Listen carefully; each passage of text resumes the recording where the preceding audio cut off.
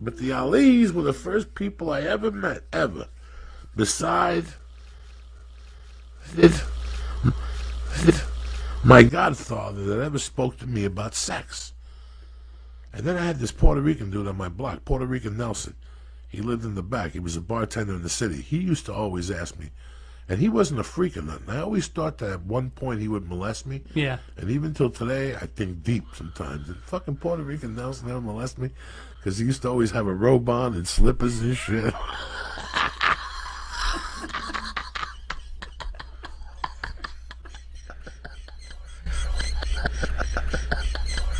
That's how he walked around? Oh my God, Puerto Rican Nelson. I love that you're not sure if he did. You feel like it's maybe... Yeah, like I think, did he ever dope me? Like he ever pull a Cosby on me? Because everything about him fits like an M.O. He was just a good dude. Yeah. That we used to go outside and help us fix our bike. And he was a Spanish dude. And he was just, he had the sideburns and the leather jacket. And it was the fucking early 70s. And I moved to Jersey. I became friends with him. And I go over there and he had a black friend that had went over to the Rock of Gibraltar, and he brought pictures back, and then he would just talk to me. And then one day he asked me he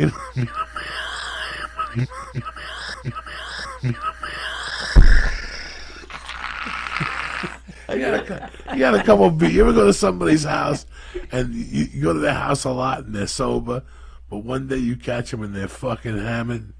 Yeah. And we go over there, and it's like early in the morning. Like I used to go over there every morning at 10 and wake him up and what's up, man? What are we going to do today? Give me an hour. I'll go out there and play stickball with you. And he come out with coffee, and he reeked of alcohol. Yeah. He was one of those dudes in the summer. No air conditioning. Just a dynamite dude. Yeah. And one day, I knock on the door, and he answers with a towel around him, and he's sitting down like he's all fucked up. I go, Nelson, you gonna play football? He's like, man, not today, and all this shit. He goes, come back in like 2 hours. So, we were, in those days, you're punctual. Yeah. Like, we were there in 2 hours.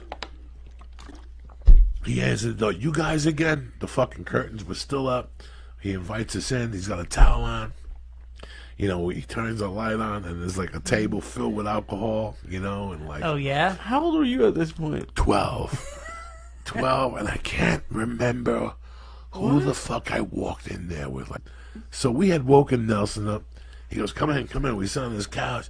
You guys want a soda? He gives us a soda. He puts the TV on. You can see he's still fucked up from the night before. He's got the towel on. And he's like, so you guys get late? And we don't know what the fuck he's talking about. Like, nobody ever spoke to me like that. I had uncles that would ask me, anybody suck your dick yet? Yeah. Are you pissing sweet yet? That type of shit. But this... You pissed. Oh, yeah. When you're Spanish, te preguntan, oye, tú me aduces. You know what I'm saying? Great. Yeah, it's a great line. But Nelson was basically the first person ever, I'd known about sex, but Nelson was the first person ever that said it could be yours. I'm like, what do you mean you never had sex? I got a girl right now. She'll come over and clean your pipe. And we're both like fucking shitting our pants. Yeah, you come up with like $10 or something. We're like, nah.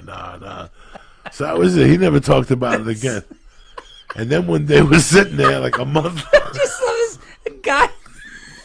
Like a guy in a fucking towel has neighborhood boys over and offers to get them a whore. And he's drunk. Because he's outraged that they haven't had sex at 14 or 12. So he was cool as fuck. He used to play basketball with us and shit. So one day I go over there with this kid, and he starts telling us. What's his name again? Puerto Rico Nelson. We go.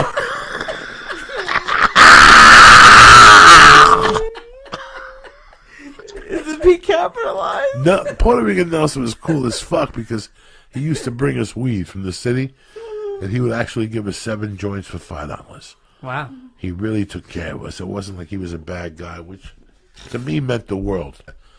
So one day we're there, and a girl's there.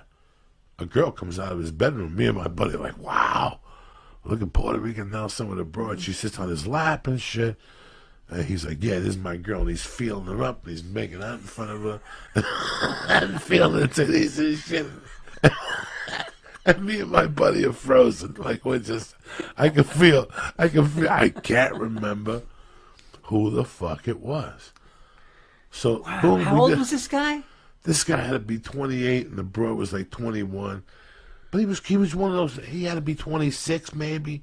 He was from somewhere else, and he lived there.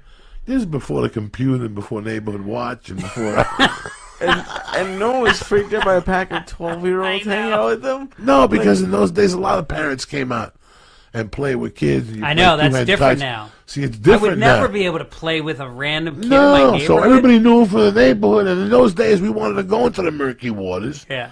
And he was kind of opening the door. Not really, to be honest with you. It took a long time. It's not like he lurked us into his house and said, do you guys want to have sex? This is after we knew him for a year. Right. We go back there all the time to get water after a basketball game. We knew him, you know. But now he knew we were growing up, and he knew what our needs were. I look at it now like he was just trying to, but we couldn't handle it. Yeah. So one day we're sitting back there, we had a basketball game, and he's like, hey, man, what'd you think of that fucking broad the other day? Me and my buddy like, oh, she was banging. He goes, I'll tell you what. He goes, tell these guys how hot she was. And me and my buddy's like, yeah, she was hot. He's like, oh, when can we see her? He goes, listen, I'll tell you what I'm going to do. He goes, listen, I'm going to fuck her tonight in the living room, and I'll leave the window open. You guys can come by and listen.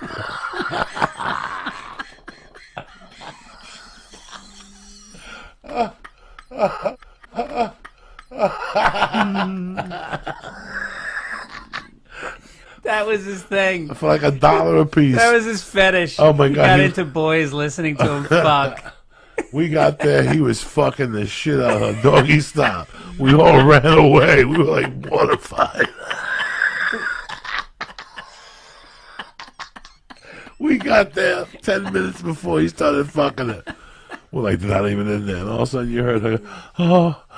And he's like, yeah, that's it, suck it.